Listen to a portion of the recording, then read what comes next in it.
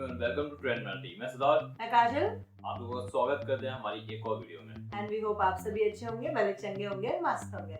दोस्तों, last year एक case आया था भावा का ढावा का और काफी ज्यादा सेलिब्रिटी सपोर्ट मिला था जिनको, और उसकी वजह से हमने काफी अलग अलग न्यूज सुनी थी कि है ना, पहले है ना हर्ष बेनीवाल से लेकर काफी यूट्यूबर्स ने है ना पोस्ट करा था कि है ना भावा के ढाबा पे जाओ, और फिर ऐसे काफी ढाबों को भी सपोर्ट मिला था जो लॉकडाउन में चल नहीं पा रहे थे। और ये तो बात से हम कहीं ना कहीं एग्री करते हैं कि लॉकडाउन की वजह से, कोविड की वजह से मतलब स्ट्रीट फूड जितने भी ये थे, मतलब इस तरीके के जितने भी खाने पीने की शॉप्स थी वो ऑलमोस्ट वर्क ही नहीं कर रही हैं, बंद सी हो गई हैं। जिस वीडियो पे आज हम रिएक्शन देने वाले हैं वो है ध्रुव राठी की द ट्रुथ ऑफ बाबा का ढाबा। जी हाँ, इस पे है ना, क्योंकि आजकल है ना हम न्यूज पे है ना देख रहे बाबा का ढाबा के जो मेन बाबा थे उन्होंने है ना सुसाइड अटेम्प्ट किया था, और जो यूट्यूबर थे स्वाद ऑफिसर के गौरव, उन पे भी काफी एलिगेशन लगे थे। पुलिस भी है ना उनसे इंक्वायरी कर रही है। देखते हैं, हो सकता है इन सब का है ना न्यूज इन्फॉर्मेशन ध्रुव राठी ने कलेक्ट करके इस वीडियो में देखी हो। और एक्चुअली में हम देखना चाहते हैं कि हुआ क्या था, कि मतलब उन्होंने अगर वीडियो बनाई तो कुछ कंडक्ट हो करके ही बनाई होगी। तो फटाफट से वीडियो देखते हैं, बाकी की सारी बातें हम बाद में। नमस्कार दोस्तों, पिछले साल बाबा का ढाबा जबरदस्त वायरल गया सोशल मीडिया पर। ढेरों लोग बाबा की मदद करने के लिए पहुंचे। बहुत से लोगों ने पैसे भी डोनेट किए बाबा की मदद करने के लिए। लेकिन अब खबर आती है कि कांता प्रसाद, जिन्हें हम बाबा के नाम से जानते हैं, ये आज के दिन सफदरजंग हॉस्पिटल में एडमिटेड है। रीजन क्या है? कहा जाता है कि इन्होंने आत्महत्या करने की कोशिश करी। ऐसा कैसे हो गया? कैसे एक ये होलसम खुशी भरी कहानी इतनी ट्रैजिक कहानी में बदल गई? आज के वीडियो में मैं इसकी बात करना चाहूंगा, क्योंकि एक बहुत इंपॉर्टेंट लेसन है इस कहानी में हम सब के लिए। एक बहुत बड़ी सीख मिलती है इस कहानी से हम सबको। आइए जानते हैं कैसे। जो लोग नहीं जानते उनके लिए कहानी शुरू से शुरू करते हैं। अक्टूबर 2020 की बात है। एक फूड व्लॉगर गौरव वासन अपने फेसबुक, इंस्टाग्राम और यूट्यूब पर एक वीडियो अपलोड करते हैं। इस वीडियो में ये एक 80 साल के कपल की कहानी दिखाते हैं, कांता प्रसाद और उनकी वाइफ बदामी देवी। टमाटर पनीर नहीं मिलेगा और बेचारे जैसे कि बता रहे हैं कि नहीं बेच पाते हैं।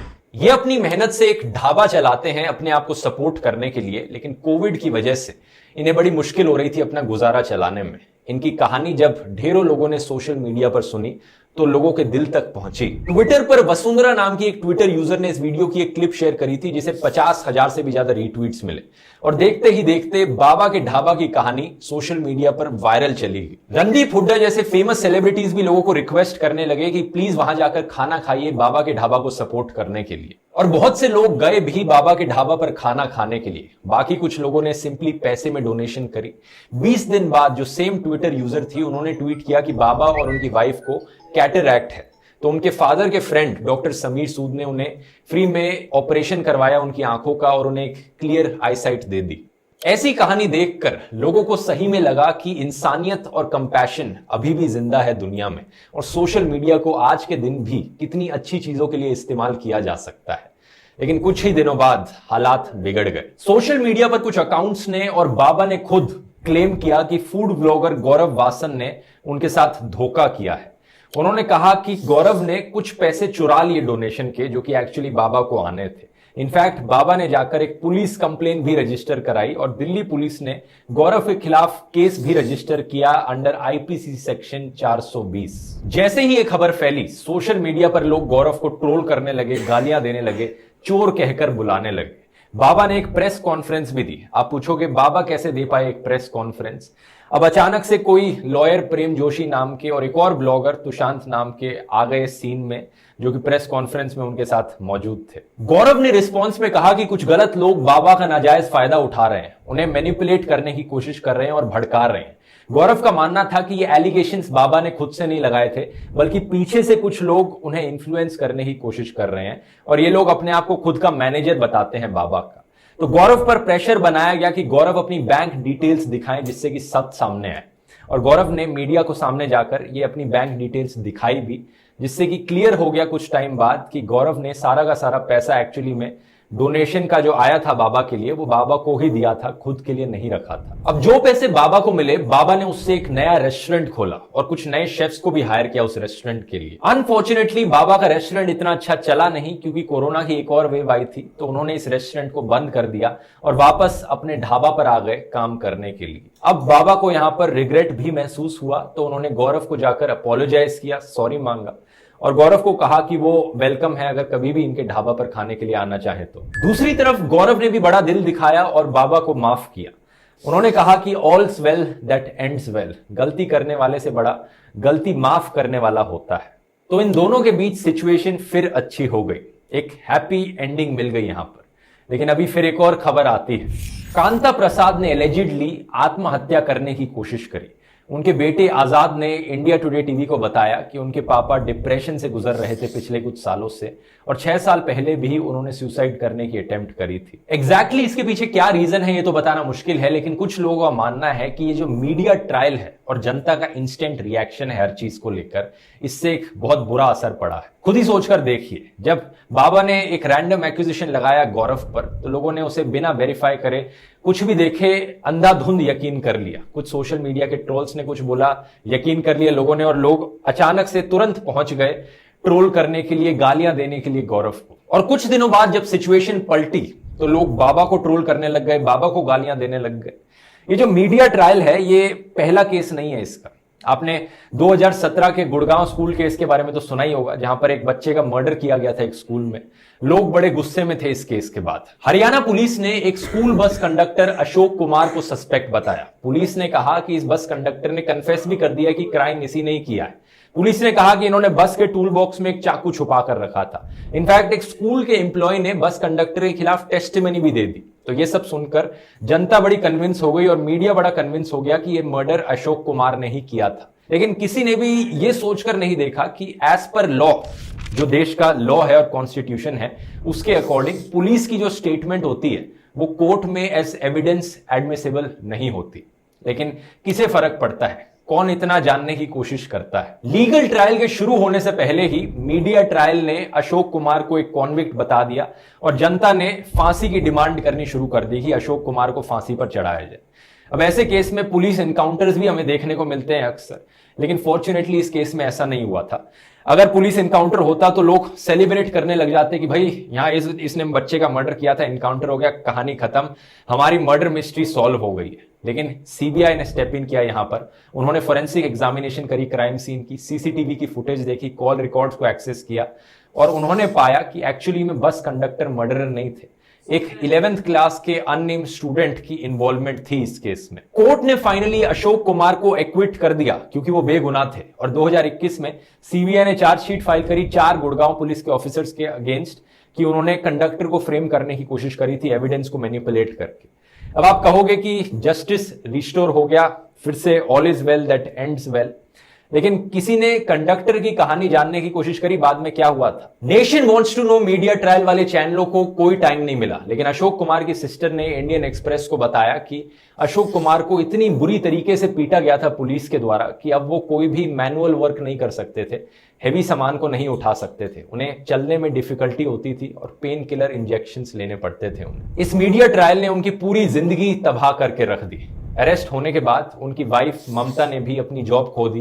क्लीनिंग की नौकरी थी उनकी आसपास के गांव के स्कूल में। उनके पापा एक सिक्योरिटी गार्ड थे स्कूल में, उन्होंने भी अपनी नौकरी खो दी लॉकडाउन में। अशोक अपने 2 बच्चों को स्कूल भेजने के लिए स्कूल फीस नहीं पे कर पाए। फॉर्चुनेटली कुछ लोकल लोगों ने उनकी मदद करी गुजारा चलाने में। इन्होंने कोई क्राइम नहीं कमिट किया था, लेकिन फिर भी इन्हें इतना सफर करना पड़ा। क्या ये सिर्फ बैड लक है कि एक क्राइम सीन के पास मौजूद थे?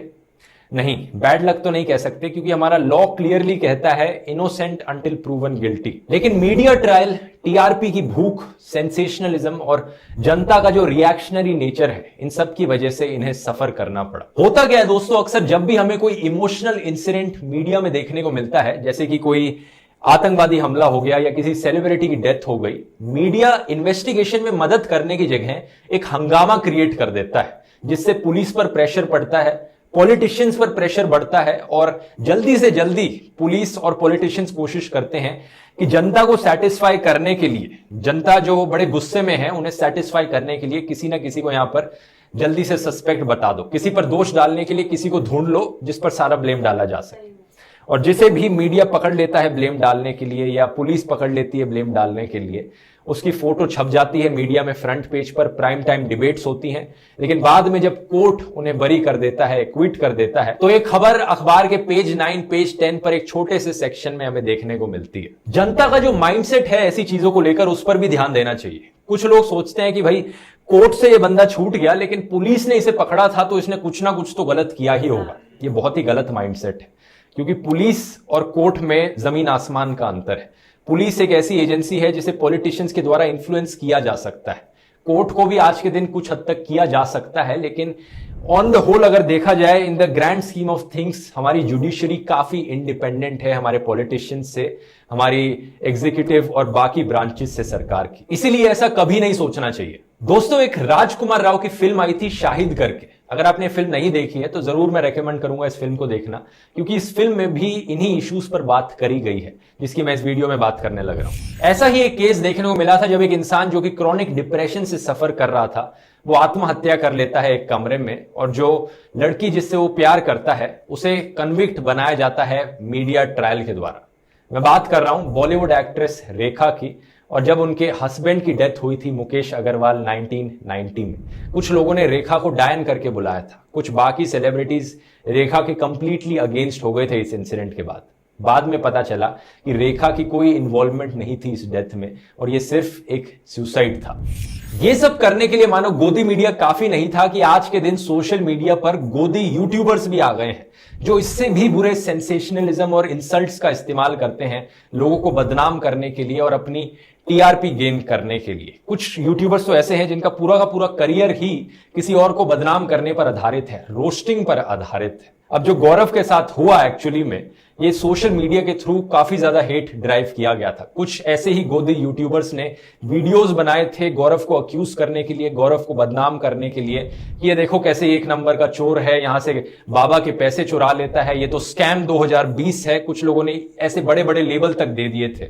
अपना यूट्यूब पर ही मीडिया ट्रायल शुरू कर दिया था, और ये काफी खतरनाक चीज है। और यहां पर कुछ हद तक दोष जनता के माइंडसेट पर भी जाता है। लोग इतने ज्यादा रिएक्शनरी हो गए हैं कि जब भी कोई इंसिडेंट होता है तुरंत जनता देखने लग जाती है कि भाई ढूंढो किसे ब्लेम किया जा सकता है इस इंसिडेंट में, किसे विलन बनाया जा सकता है, और फिर उस विलन को जाकर गालियां दो, उनके खिलाफ ट्रोलिंग करो। मतलब यही रह गया है क्या करने के लिए यहां पर? हर चीज में किसी ना किसी को एंटी नेशनल बोलना है, किसी ना किसी को देशद्रोही बोलना है, किसी को यहां पर चोर बोलना है। इंसान को इंसान की तरह नहीं देख सकते क्या? यहां पर बाबा और गौरव का जो केस चल रहा है, दोनों को इंसानों की तरह नहीं देख सकते? किसी को विलन बनाना जरूरी है क्या इस सिचुएशन में? जब ये दीपिका पादुकोण की फिल्म पद्मावत रिलीज हो रही थी, तब एक राइट विंग मिलिटेंट ग्रुप ने दीपिका पादुकोण को धमकी दी थी कि उनकी नाक काट देंगे। सोशल मीडिया पर कुछ यूजर्स इस चीज को सपोर्ट भी कर रहे थे, लेकिन जब एक्चुअली में फिल्म रिलीज हुई तो पता चला कि इसमें कुछ ऐसा था ही नहीं, गुस्सा होने वाली बात। तो सोचकर देखे कि किस हद तक लोग रिएक्शनरी हो गए, और दीपिका को कितना कुछ झेलना पड़ा, ट्रोलिंग झेलनी पड़ी, बस किस रीजन की वजह से? कोई रीजन भी नहीं था इस चीज के लिए। तो मुझे लगता है दोस्तों, इन सारे इंसिडेंट से दो मेन चीजें हम सीख सकते हैं। पहला तो यह है कि इतना रिएक्शनरी मत बनो। जो भी मीडिया में सुनते हो, कोई नई खबर देखते हो, अंधाधुंध उसमें विश्वास मत कीजिए। जो मीडिया कहने लग रहा है, जो पुलिस कहने लग रही है, पेशेंस रखिए। और एक तो बिलीव करना तो एक चीज हो गई, उसके बाद किसी को ब्लेम करना इस चीज के लिए, किसी को गालियां देना, किसी को ट्रोल करना, क्या मिलेगा आपको ये करने से? क्यों अपना फालतू में टाइम वेस्ट करते हो ऐसी चीजें करके? और दूसरा ये है दोस्तों कि जो गोदी मीडिया और गोदी यूट्यूबर्स हैं, इनके सेंसेशनलिज्म को इग्नोर करना सीखिए।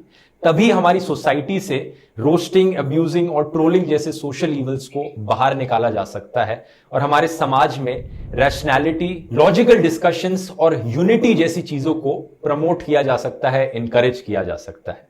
उम्मीद करता हूं दोस्तों ये वीडियो आपको पसंद आया होगा। मिलते हैं अगले वीडियो में। बहुत बहुत धन्यवाद।